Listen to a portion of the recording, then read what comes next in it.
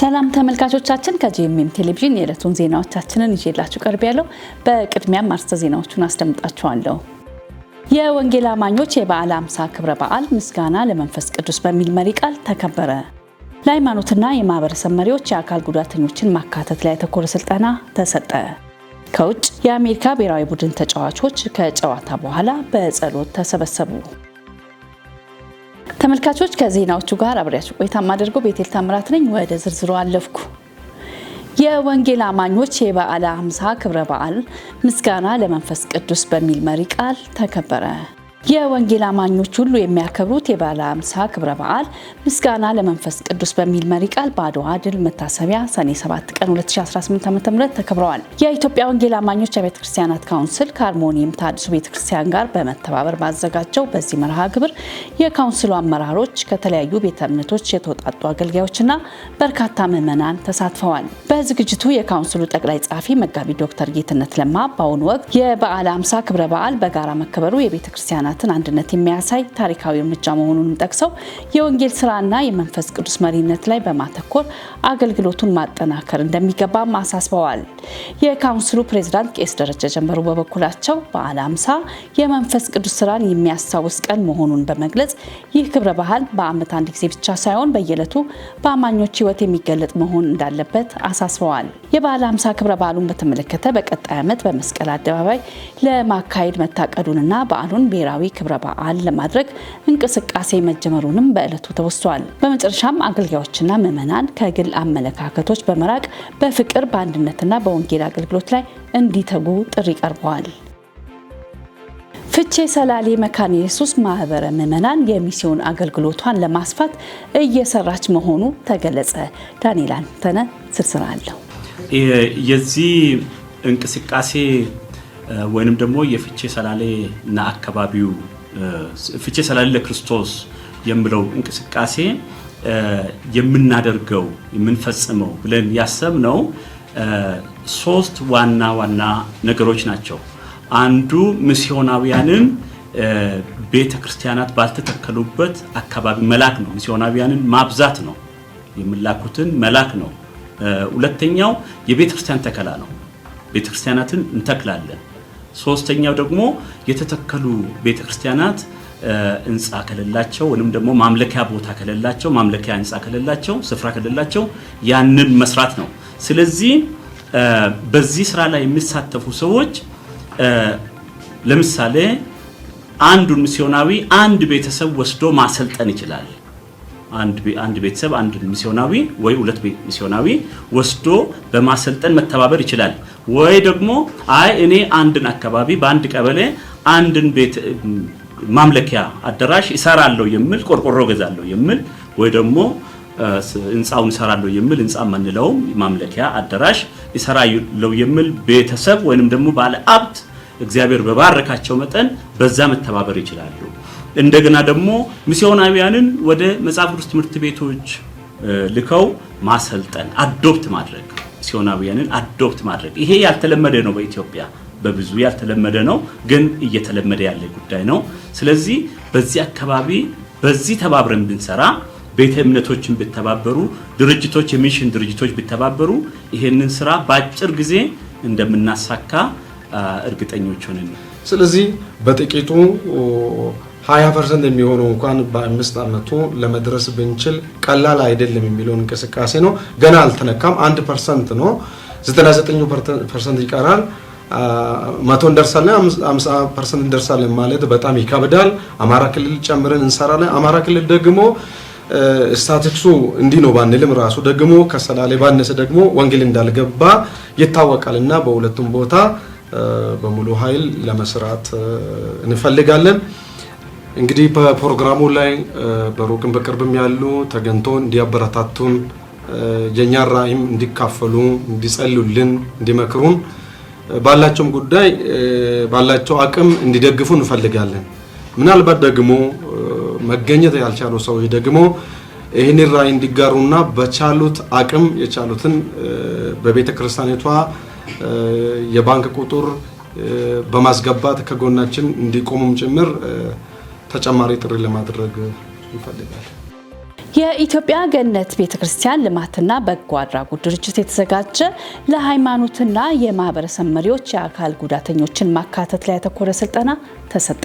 በሻሸመኔና አካባቢው የሚገኙ የሃይማኖት መሪዎች፣ የሀገር ሽማግሌዎችና ተጽዕኖ ፈጣሪዎች የአካል ጉዳተኞችን ማካተትና ማህበራዊ ተሳትፎ ለማሳደግ የተዘጋጀ ስልጠና ተካሂዷል። ስልጠናው የአካል ጉዳተኞችን መብት አካታችነትና የማህበረሰብ ተሳትፎ ለማጠናከር ያተኮረም ነው ተብሏል። የስልጠናው ዋና ዓላማ የማህበረሰብ አመራሮች ለአካል ጉዳተኞች ያለውን አመለካከት እንዲያሻሽሉ፣ የእኩልነትና የመብት ጥበቃ ላይ ሚናቸውን እንዲያጠናክሩ ለማስቻል ነው። ፕሮግራሙ በኢጂሲአርዲ አጋር በሆነው ሊፖርሲ ሚሽን ኢንተርናሽናል ኢትዮጵያ ድጋፍ የተካሄደ ሲሆን በትብብር ሰፊና ፍትሃዊ ማህበረሰብ ለመገንባት የሚደረገው ጥረት እንደሚቀጥል ተገልጿል። የስልጠና መርሃ ግብሩም አካል ጉዳተኞችን ማካተት የሁሉም ማህበረሰብ ኃላፊነት በሚል መልእክትም ተጠናቋል። መረጃው የኢትዮጵያ ገነት ቤተክርስቲያን ልማትና በጎ አድራጎት ድርጅት ነው። የመጽሐፍ ቅዱስ ሰራዊት ዓለም አቀፍ ቤተክርስቲያን ጎልደን አጥቢያ ጎልደን ዴይስ አብረን በሚል መሪ ቃል ዓመታዊ የህብረት ቀን አደረገች። ዳንኤል ተስፋዬ ዝርዝር አለው። የመጽሐፍ ቅዱስ ሰራዊት ዓለም አቀፍ ቤተክርስቲያን ጎልደን አጥቢያ ጎልደን ዴይስ አብረን በሚል መሪ ቃል ዓመታዊ የህብረት ቀን አከበረች።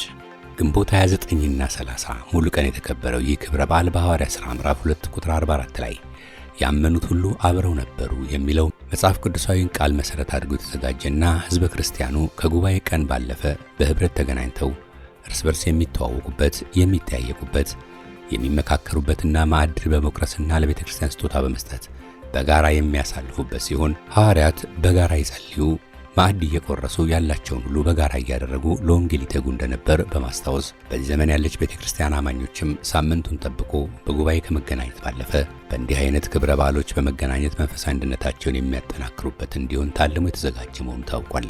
በክብረ በዓሉ ላይ የቤተ ክርስቲያኒቱ መሪዎች፣ ራእይ ተካፋዮች፣ ጥሪ የተደረገላቸው እንግዶችና አገልጋዮች የተገኙ ሲሆን የቤተ ክርስቲያኒቱ ዋና መጋቢ በርናባስ ጌቱ የመግቢያ ንግግር አድርገዋል።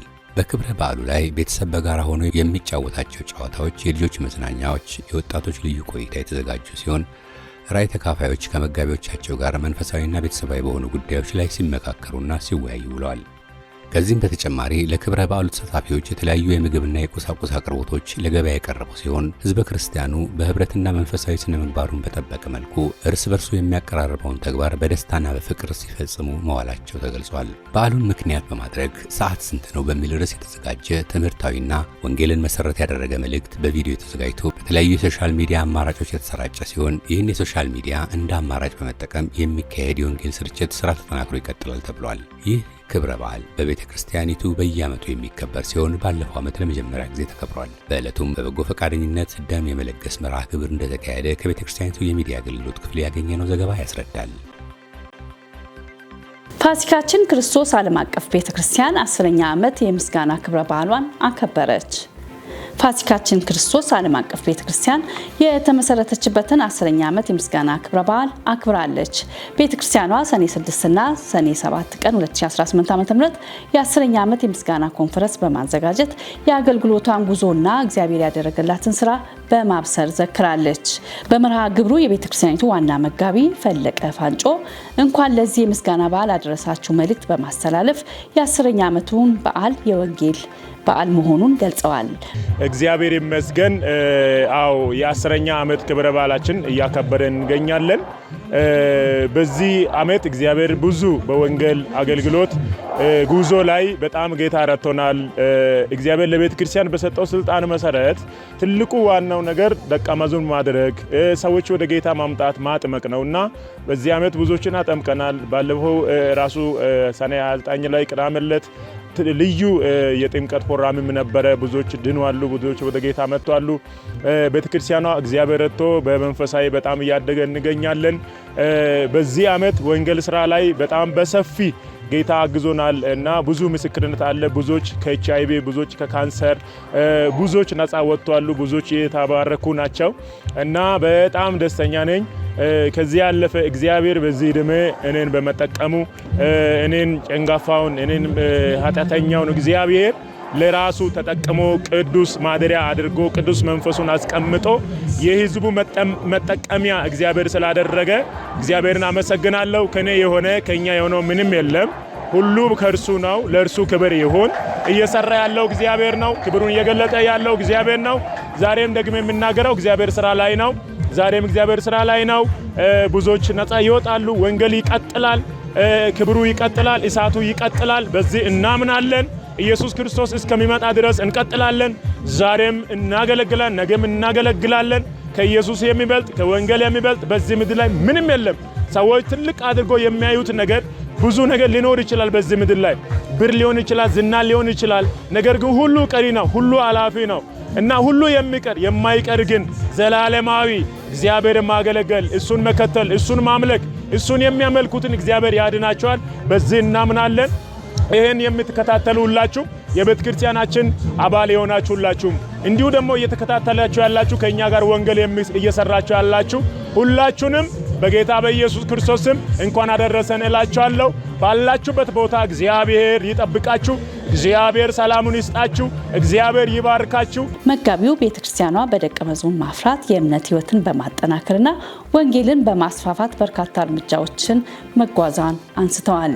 በክብረ በዓሉ የተለያዩ የምስጋናና የአምልኮ መርሃ ግብሮች የተካሄዱ ሲሆን በምስጋና ኮንፈረንሱም የቤተክርስቲያኗ ምዕመናን፣ አገልጋዮችና ጥሪ የተደረገላቸው የካውንስል መሪዎች በዝግጅቱ በክብረ በዓሉ ተገኝተዋል። በመርሃ ግብሩም ያነጋገርናቸው የቤተክርስቲያኗ አገልጋዮች ያለፉትን 10 ዓመታት የወንጌል አገልግሎት በተመለከተ ሀሳባቸውን አጋርተዋል። ዛሬ ያለው ፕሮግራም በጣም ደስ ይላል። ያው ስምን ሳልናገር አልጀምርም። አፖስትል እሸቱ እባላለሁ። ይህች ቤተክርስቲያን ድንገት የበቀለች አይደለም። የጌታ ባሪያ ነቢይ ፈለቀ እግዚአብሔር በሰጠው ጸጋ በስሩ ብዙ ትውልድ አስነስቷል፣ ብዙ ነገር አድርጓል። ይህንን 10ኛ ክብረ በዓል ሲያከብሩ እግዚአብሔር በሰጠው ጸጋ ብዙ ተአምራቶች፣ ድንቆች እየሆኑ ነው። ትልቁ የቸርችቱ መብዛትና እንደዚህ የማደጓ ምክንያት፣ ለዚህ የመብቃቷ ምክንያት ሁሌ ፍሬሽ እንድትሆን የሚያደርጋት ምንድነው? ወንጌል። የወንጌል ልብ አላት። ከአዲስ ብርሃን ከኛም ቸርች ጋር በመሆን ወንጌል ትሰብካለች። ኳይሩ እንደ ኳይር ይሰብካል፣ አሸሩ እንደ አሸር ይሰብካል እና ቸርቹ የአንድነት መንፈስ፣ የወንጌል ልብ አላቸው፣ ፍቅር አላቸው። ይህ ደግሞ ክብረ በዓል በጌታ ጸጋ 10ኛ ዓመታቸውን እያከበሩ ነው። ከዚህ ወደፊትም ደግሞ 11ኛ፣ 20ኛ፣ 30ኛ፣ 40ኛ እያሉ እንደሚያከብሩ እርግጠኛ ነኝ። እግዚአብሔር አምላክ ስለረዳቸው ስለበዛላቸው ጸጋ በዚህ ቸርች በየጊዜው ስለሚጠመቁ ስለሚድኑ ነፍሳት እግዚአብሔርን እጅግ አድርጌ አመሰግናለሁ። ክብር ለጌታ ይሁን። ዛሬ 2018 ዓመተ ምህረት 7 ቀን 10ኛ ክብረ በዓል ላይ ደርሰን አሁን ምስጋና ለእግዚአብሔር እየሰጠን ነው። የጌታ ስም የተባረከ ይሁን። እግዚአብሔር ትልቅ ነው፣ ትልቅ ነገር አድርጓል። ብዙ አገልጋዮች አሉ፣ ብዙ ዘማሪዎች አሉ፣ ብዙ ጸላዮች አሉ እና እግዚአብሔር ታምራት አድርጓል። እግዚአብሔር ስም የተባረከ ይሁን። ተመልካቾች አሁን ደግሞ ከውጭ ወዳገኘው ሳልፍ የአሜሪካ ብሔራዊ ቡድን ተጫዋቾች ከጨዋታ በኋላ በጸሎት ተሰበሰቡ። በ2026 የፊፋ የዓለም ዋንጫ ውድድር ወቅት የዩናይትድ ስቴትስ የወንዶች ብሔራዊ ቡድን አባላት ከጨዋታ በኋላ በሜዳ ላይ በመሰብሰብ ጸሎት አድርገዋል። በተከላካዩ ማርክ ሚኪኒዚ መሪነት ተጫዋቾቹ አንገታቸውን ደፍተው በአንድነት ሲጸልዩ የሚያሳይ ቪዲዮ በማህበራዊ ሚዲያ በፍጥነት ተሰራጭቷል። ብዙ ደጋፊዎችም ቡድኑ በውድድሩ መካከል ያሳየውን የእምነት መግለጫ አድንቀዋል። ይህ ክስተት በ2026 የዓለም ዋንጫ በአሜሪካ፣ ካናዳና ሜክሲኮ የተካሄደ ካሉ እምነት ጋር የተያያዙ ትኩረት ሳቢ ጊዜያት አንዱ ሆኗል። ተጫዋቾቹ ይህ የጸሎት ጊዜ እንደ የግል እምነታቸው መግለጫ ሲያቀርቡት የቡድኑ አንድነትና መንፈሳዊ ድጋፍ ማሳያ መሆኑን ደጋፊዎች ገልጸዋል። መረጃው ከክርስቲያን ዲቮሽን ገጽ አገኘ ነው። ተመልካቾች የዕለቱን ዜናዎችን ከማብቃቴ በፊት አርዕስተ ዜናዎቹን ላስታውሳችሁ። የወንጌል አማኞች የበዓለ ሃምሳ ክብረ በዓል ምስጋና ለመንፈስ ቅዱስ በሚል መሪ ቃል ተከበረ። ለሃይማኖትና የማህበረሰብ መሪዎች የአካል ጉዳተኞችን ማካተት ላይ ያተኮረ ስልጠና ተሰጠ። ከውጭ የአሜሪካ ብሔራዊ ቡድን ተጫዋቾች ከጨዋታ በኋላ በጸሎት ተሰበሰቡ። ተመልካቾቻችን ለዕለቱ ያዝናቸው ዜናዎቻችን ይህንን ይመስሉ ነበር። አብራችሁ ቆይታ ያደረኩት እኔ ቤቴል ታምራት ነኝ። ቀሪ ጄኤምኤም ቴሌቪዥን ፕሮግራም ይቀጥላል። ሰላም ሁኑ።